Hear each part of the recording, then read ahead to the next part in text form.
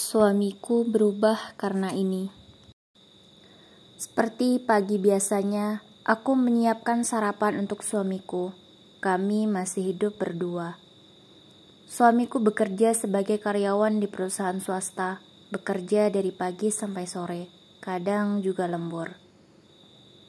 Setelah 5 tahun menikah, suamiku berubah. Dia yang biasanya lucu dan bawel, kini jadi pendiam dan dingin. Tapi aku tetap berusaha melayani dia dengan baik, melakukan semua tugasku dengan baik. Aku bekerja sebagai editor salah satu YouTuber terkenal, tapi jam kerjaku tidak terlalu padat, hanya kerja 4 jam sehari. Tentu masih sangat banyak waktuku di rumah mengurus suami. Aku siapkan semua keperluannya, mulai dari bangun tidur sampai tidur lagi. Tapi karena hal ini suamiku berubah, tidak ada lagi senyum di wajahnya. Setiap hari dia murung dan kaku. Kami sangat ingin punya anak. Dulu aku dan suami berobat tradisional dan alternatif. Tapi semua tidak ada hasilnya. 4 tahun kami ikhtiar dengan itu. Waktu itu aku sangat takut periksa ke dokter spesialis.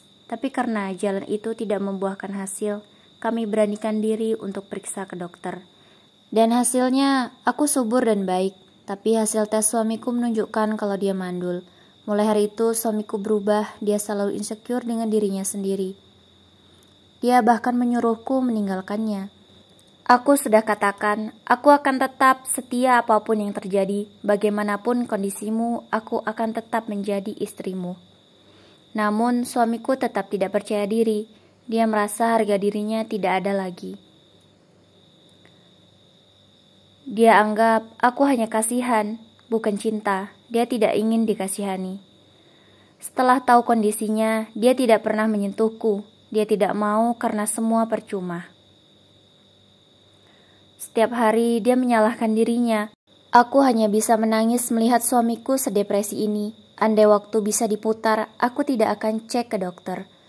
Aku berusaha memberikan dukungan dan pengertian ke suamiku, bahwa tujuan kita menikah tidak hanya anak. Masih banyak tujuan lain yang bisa membuat kita bahagia, tidak hanya anak. Setelahnya suamiku masih tetap sedih. Aku tahu ini berat dan sulit untuk dilewati. Aku yakin aku pun tidak akan sekuat ini jika aku yang mengalaminya. 1 tahun sudah berlalu, suamiku masih dengan keterpurukannya. Dan aku masih setia di sampingnya. Tidak pernah terbesit di otakku untuk pergi dari hidupnya. Aku mengajak suamiku pergi ke suatu tempat, di mana tempat itu akan membuka pikirannya. Aku mengajaknya ke panti asuhan. Aku ingin suamiku ingat bahwa tidak perlu anak sendiri untuk kita beri kasih sayang. Banyak anak yang terpisah dari orang tuanya karena berbagai hal. Kita bisa menyayangi mereka. Sepanjang kunjungan ke panti itu, suamiku hanya diam. Aku tidak tahu apa yang dia pikirkan. Aku takut juga kalau ini justru menyinggung suamiku. Tapi alhamdulillah, perlahan-lahan suamiku mulai bisa senyum lagi. Dia justru mengajakku datang setiap minggunya ke panti itu, sekedar untuk memberikan uang jajan atau makanan ringan untuk mereka. Senyum suamiku kembali lagi. Anak-anak itu menyadarkan suamiku bahwa tidak perlu bersedih karena takdir yang sudah digariskan. Tanpa orang tua mereka bisa bahagia, tentu kami tanpa anak pun bisa bahagia juga. Kami memaknai semua ini kalau kami sedang diberi kebahagiaan yang orang lain tidak bisa rasakan. Setelah 1 tahun aku tidak disentuh, suamiku mulai mau lagi menyentuhku. Ini seperti malam pertama lagi bagi kami. Kami jauh lebih bahagia. Dulu kami berhubungan hanya agar bisa punya anak. Tapi sekarang kami lebih menikmati sebagai penyaluran kasih sayang dan cinta agar kami semakin harmonis. Dulu aku selalu khawatir jika tidak berhasil. Sekarang bisa enjoy dan ikhlas.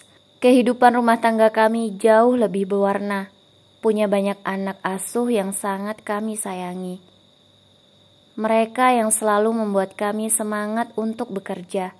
Bisa melihat mereka tersenyum, kami serasa melihat surga yang sesungguhnya. 2 tahun sejak suamiku divonis mandul, ada keajaiban yang tidak kami pikir sebelumnya. Pagi itu, aku terasa mual dan pusing. Aku merasa tidak enak badan. Kupikir masuk angin biasa. Tapi setelah melihat tanggal di HP-ku, aku teringat belum haid. Sudah lewat 1 minggu. Biasanya selalu rutin. Aku pun iseng-iseng tes pack. Karena ada 10 sisa tes pack saat aku promil. Aku tes semuanya. Alhamdulillah, Masya Allah, Allahu Akbar. Tes pack itu menunjukkan hasil positif. Air mataku bercucuran sederas air. Aku tidak percaya dengan hasilnya. Aku segera menelpon suamiku. Aku ajak dia periksa ke rumah sakit. Awalnya dia tidak mau, malahan dia menuduhku selingkuh. Karena tidak mungkin dia yang menghamiliku. Tentu aku sedikit emosi mendengarnya. Aku paksa dia untuk cek ulang, bahkan aku mempertaruhkan pernikahanku. Aku katakan kalau hasil tes suamiku tetap sama dengan dulu, aku ikhlas diceraikan. Jika aku memang positif hamil. Karena merasa tertantang, suamiku mau melakukannya. Setelah hasil tes keluar, kami suruh dokter dan beberapa perawat untuk menyaksikan hasil tes itu. Dan hasilnya, suamiku subur 100%. Dia tidak percaya dengan hasilnya. Suamiku menangis sampai terisak. Kemudian aku diperiksa dokter.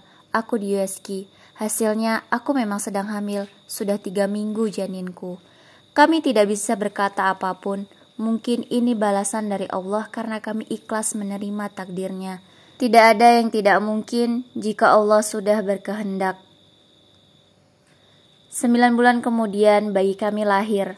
Anak kami punya banyak kakak yang sangat mencintainya.